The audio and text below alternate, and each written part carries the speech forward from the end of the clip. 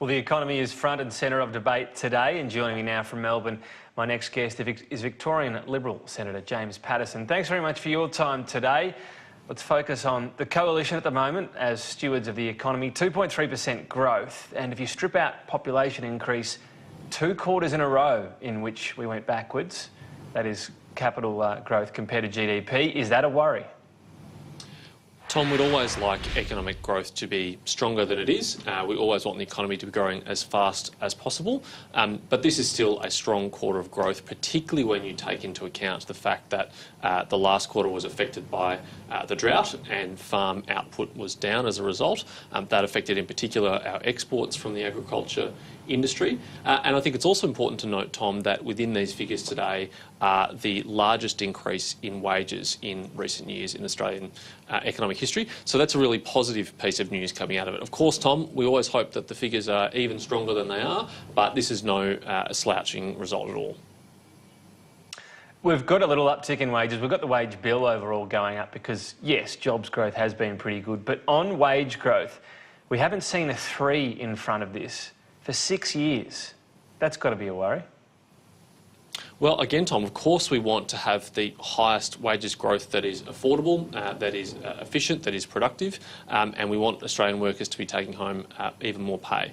What the data actually shows, Tom, over the last decade is that wages have been growing faster than inflation, that is faster of the cost of living. So in real terms, most Australians are taking home more and have more to spend than they've ever had before, and that's a really positive thing. And that's a byproduct of almost 28 years now of unbroken economic growth. Right, but having said that, on that point, sorry to jump in, but that equation at the moment, growing more than inflation, it's become extremely marginal. What's your message to people out there that don't really feel like life is getting all that much better or easier? My message, Tom, is that better days are ahead, that the signs are already there in the figures today, that your wages are going to be growing, and they're going to be growing particularly if this Morrison government is re-elected, but they're going to be at great jeopardy if there's a change of government in the election due in a few months' time.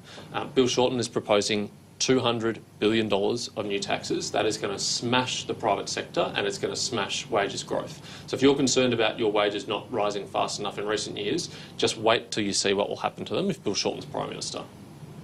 It's an interesting warning because you had Josh Frydenberg saying that today as well, earlier today. I mean, clearly he would have wanted to announce good figures and say we're the great stewards of the economy. Now that they're not so good figures, he says don't risk labour. You guys are never going to lose if that's your view either way. Tom, the economy doesn't just manage itself, it doesn't just grow on its own, it needs careful stewardship, and the policy settings that the federal government adopts have a really big impact on economic growth. So what the figures out today and the uncertainty in the global economy show is that a growing economy is not something we can take for granted. It's a fragile thing and it needs to be carefully managed. I think our track record... Can I ask about... managing... Okay. Can I ask about Bill Shorten's talk today of a living wage? Does that have a bit more currency given we've got company profits running at nearly 10% so far ahead of wage increases? It's a bit hard to take Bill Shorten's promise today with that much confidence at all, Tom, because on the one hand he's saying he wants wages to grow faster, and on the other hand he's saying he's going to smash the economy with $200 billion of new taxes. What do you think that's going to do to wages growth? It's going to be seriously, profoundly negative for working Australians.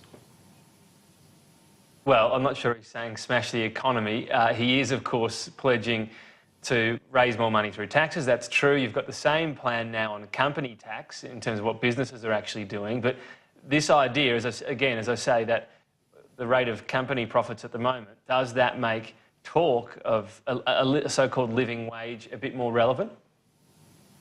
Well, Tom, companies making profits is a good thing. Companies not making profits is a bad thing for the economy. Companies that don't make any profit don't pay any tax, that fund the services that we all rely on, and companies that don't make a profit don't pay their workers very well. So we want companies to be profitable, and as a result of them being profitable, we expect that they'll also pay their workers increasingly competitive wages.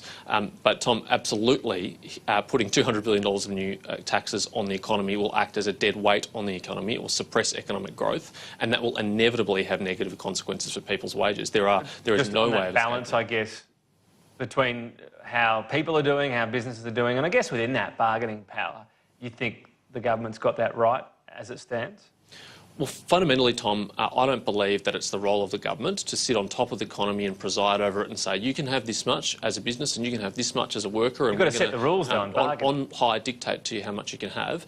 Ultimately, that's a system of government which has been proven time and time again to lead to economic collapse and disaster. We only need to look at what's happened in Venezuela in recent years to see about the negative consequences of going all the way down that path. Let's not even experiment going a little bit way down that path, Tom. Interesting comparison. It might be going a little bit far, but we will move on. A settlement's been announced from the situation with the ABC, Michelle Guthrie. $1.64 million. Now, $730,000 of that is out of a settlement between Michelle Guthrie and the ABC over legal action. The ABC saying it meant they were not going to be exposed to a possible $2 million payment. Is that fair enough? Well, Tom, Michelle Guthrie received a $1.6 million taxpayer-funded golden handshake after she was dismissed from the ABC in the view of the board and the chair of the board for underperformance. That's a fairly extraordinary thing, and until today, the ABC planned to conceal that fact from the people who fund it, from taxpayers, and it's only through the work of the Senate Economics and Environment and Communications Committee, chaired by my friend Jonathan Dunniam, that this fact is now to be known by the Australian public. The ABC had no plans to reveal it. I think it's a very troubling thing. I think there are major banks that would blush at a golden handshake of that size, and this is a taxpayer-funded golden handshake. So I think we should be very concerned about the ABC's practices of negotiating contracts, and I think that needs a good close look at. Does it give a bit of pause for thought of appointing anyone senior in the ABC, given the blow-up that happened, of course, that is close to a senior member of government? Well, Tom, as you know, the ABC is an independent agency, and it's in fact unlawful for the government to direct the ABC on internal matters, including the appointment of staff. It's a matter for the board, and I think the board that presided over this needs to be held responsible for the decisions that they made. If Michelle Guthrie was indeed sacked for non-performance, why was she paid $1.6 million of taxpayers' money for the pleasure of being sacked from the organisation? James Paterson, we'll chat again soon. Thank you. Thanks, Tom.